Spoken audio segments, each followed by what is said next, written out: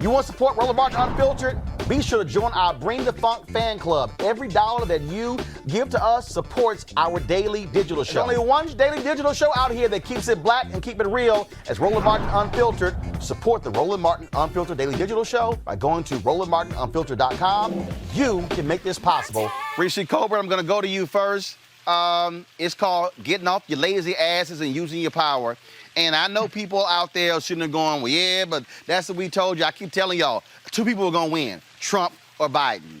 Who was going to win in Georgia? It was going to be Loeffler and Perdue or Ossoff and Warnock, bottom line. But can't nobody out there say, I didn't warn you that after we vote, then we have to make them do what they said they were going to do.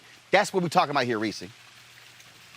Absolutely. And I think that, personally, Senate Majority Leader Chuck Schumer is getting off way too easy in all this because it's popular to try to hound, President Biden and Vice President Kamala Harris. But do you see people having to hound Speaker Pelosi? She always gets the job done, even though her margins in Congress are slim, much slimmer than what she had in the last session of Congress. But it seems like Chuck Schumer is asleep at the wheel. He's the one who has the out-of-control caucus. He's the one who has the caucus members who are trying to derail Biden's cabinet nominees. He's the one who has his nominees, who are his caucus members, who are undermining the fight for $15 minimum wage, which is the Biden-Harris promise, as well as a Democratic promise. Almost all the Democrats ran on that. And so I think there needs to be considerably more pressure on Chuck Schumer, who is up for re-election in 2022. Now, granted, he's very popular in his home state of New York. Primarying him probably would not result in a successful primary. But I just think that, it's his first time being majority leader, and he was minority leader throughout the entire Trump presidency. So it's time for him to step up. It's time for him to make stuff happen because that's his job as majority leader. And if he's not capable of to it, then somebody else needs to step up and do that job because I'm not seeing it from him. And it seems like they're just not as united as they need to be. And that's going to be the biggest hindrance when it comes to passing any kind of agenda, particularly anything that's going to take more than 50 votes without Chuck Schumer being willing to scrap the filibuster. Mm-hmm. Erica, they got to fight. They got to be willing to fight. They got to be willing to scrap. They got to be willing to go hard. And they got to learn how to, again, wield power. And I'm sick of all this nice shit. I'm sick of it. Okay, yeah. We dealt with 4 years of Republicans. No, not 4 years. The last 2 years of Obama. So for the last 6 years, Republicans like, hell no, we ain't passing jack. We ain't confirming judges. Y'all can pass all the bills in the House you want to. They're going to die in the Senate. Now you have the power. It's 50-50.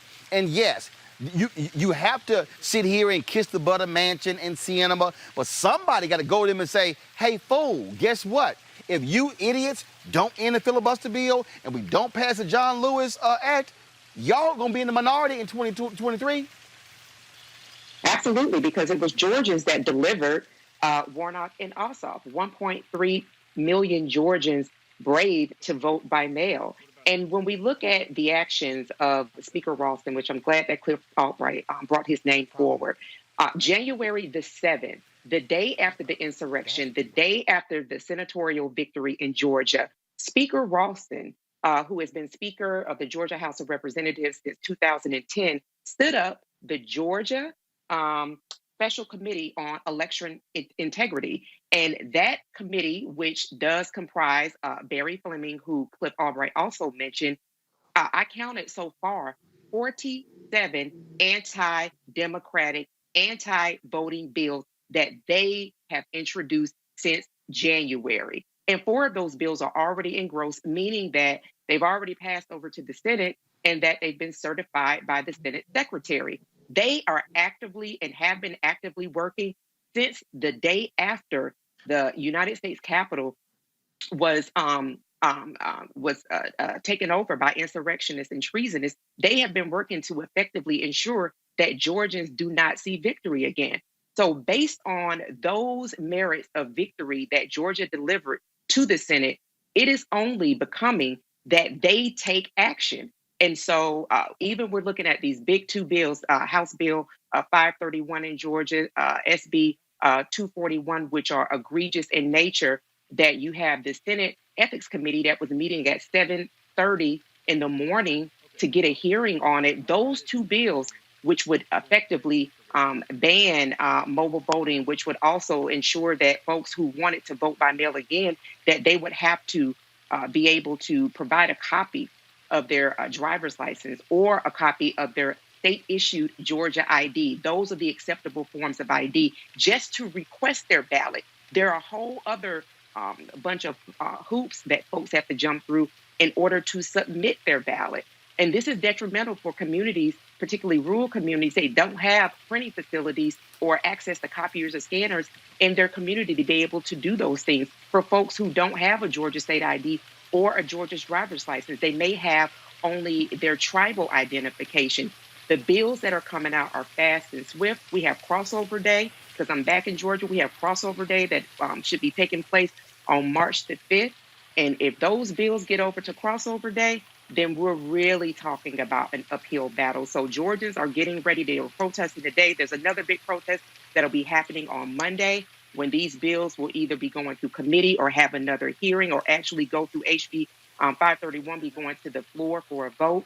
There is trouble in the water. And so the response needs to be absolutely for HR 1 and 4 to pass, because we can see that Georgia has definitely cranked up the heat around that preclearance that was struck down with the Voting Rights Act. They are actively ensuring that folks who are disabled, people who are elderly, people who are immunocompromised, people who want to vote, that it is more difficult for them to do. We are in a crisis state, and we need for our Congress to respond accordingly to all 43 states.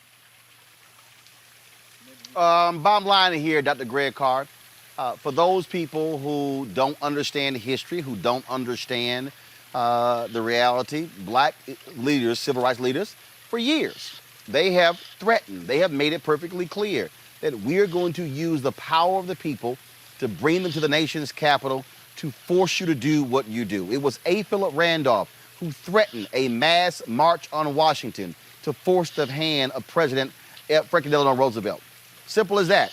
It's been other leaders who have done that. So what we're talking about ain't new, okay? It's not new. Black folks have always done that. And this is also an issue that can garner support from other people to stand with us, okay? Young people, Latinos, Asians, Native Americans. The issue of voter suppression cuts across so many different areas, and I think the polling numbers would be there. We've got to have people who are going to push hard enough to, if somebody don't have the heart to get rid of the filibuster to pass this bill, because you're not going to get 10 Republican votes, then guess what, Greg? We got to give them some heart, and that might mean a swift kick in the butt. There's no question, Roland. I'm actually very encouraged. I'm energized. And I congratulate the white nationalists who are now in the Republican Party.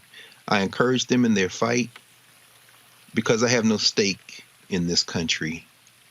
If it's going to remain a settler project, it can go to hell. And what history of this country showed us is that at moments like this, the future of the country in terms of what happens in the immediate wake of these type of actions is pretty predictable. The Civil War, Reconstruction, the Civil Rights Movement.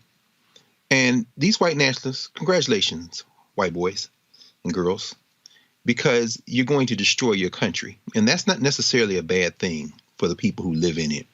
What do I mean by that? The Senate wasn't flipped in January with the runoff election. We know who Manchin was. We knew who Sinema was. What happened was the thing was put close enough to engage in an all-out war.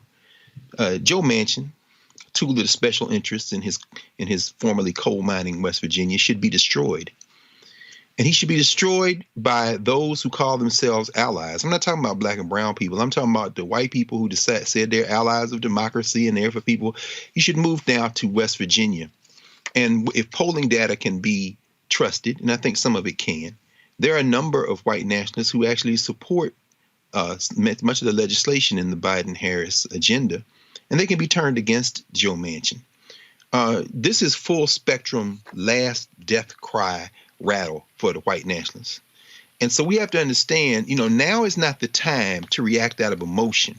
Americans generally are politically immature, and Black America in this regard is no different. We didn't win in January. What we did was won the right to fight another round. And now we're engaged in a 20-month war. Right. You know, and we said this, Roland, you've been saying this all along. We're in a 22-month war right now. If they pass the John Lewis Voting Rights Act, it is going to be appealed to the Supreme Court, and they've got a 6-3 majority between Justice McConnell Gorsuch and Justice McConnell Barrett, along with Justice Beer Kavanaugh. They will, because remember, any Voting Rights Act is only pursuant to the power Congress has under Section 2 of the 15th Amendment. They will simply interpret it as being unconstitutional. There are 2 cases on the docket of the Supreme Court this session: Brnovich versus Democratic National Committee and Arizona GOP versus Democratic National Committee. Those are testing whether or not Section 2 of the Voting Rights Act, as it currently exists, is constitutional. Look for Justice Clarence Thomas, who has a whole head made of bone, to stand with his racist friends in the deep Uncle Tom style, and do what he did in the case that we saw him write a dissent in this week, GOP versus DeGraff and Reed, where he said an election free from strong evidence of systemic fraud is not alone sufficient for election confidence. One of the most exquisitely absurd sentences in the history of SCOTUS jurisprudence. Why am I saying all this? I'm saying that voting is one tool in our battle, but this is not American Idol. This isn't a popularity contest. And if and when they pass these laws, this isn't the time to take it out on the people who we have elected. It is the time now to engage in an extraordinarily more significant fight and to expand the battlefield. Smiling Ben Sass, you punk. Young Josh Hawley, you punk. And all you racists on the GOP side who nobody ever even thinks to narrate in the calculus of who will and won't vote, your states are not lily white. I'll end with this. The striking thing now, when you read this DeGraff and Reed decision that came down this week, is that Alito, is that Gorsuch, is that Thomas, particularly Thomas, are willing to try to blunt the force of state Supreme Courts. Why? Because these white nationalists and their Tom servant understand this in the coming waves of what will happen in this little settler colony as it disintegrates. State court, Supreme Court justices, many of them are elected by statewide ballots, meaning you can't gerrymander them. You can't racially exclude them. So these legislatures that are passing these laws, if they're involving state constitutions, they can be blocked by state Supreme Courts. It's time for us not to get emotional. As John Clark, you say, don't get mad, get smart. It's time to up the tactical advantage and bust this little country out. It's going to fall either way. Be smarter than to think if you lose a battle, somehow you've lost the war. It's time to increase the engagement, not diminish it. Absolutely. Folks, I told you this was going to happen, which means if you say a war is coming, prepare yourself, undergird yourself. And we're going to keep sounding this alarm. Mainstream media can keep doing what the hell they're doing. We're prepared. And if that means that we're going to take this show back to Georgia, to staying with folks there, we're going to do that. We're going to focus on what's happening in Pennsylvania. The same thing is happening there. We're going to use our power, which is why y'all have got to support what we do. Because what we're talking about here, folks, is our future and that of our children, our children's children. If the Republicans are able to use the power of political gerrymandering and lock these laws into place, you're talking about not only control for the next 10 years until the next United States Census, they're going to have it gerrymandered so bad that they're even talking about in Pennsylvania and other states going to district judges because they're angry at the state Supreme Court ruled against Republicans. That's how serious this is. I told y'all, they want to use the power of the judicial branch on the federal and the state level to keep in place white supremacy. So when America's and the nation majority of people of color by 2043, we are still going to be, frankly, slavery without shackles. That is their goal. And we're going to keep fighting that. All right, folks, back to our Roland Mark Unfiltered video in just one moment. It's time to be smart. When we control our institutions, we win. This is the most important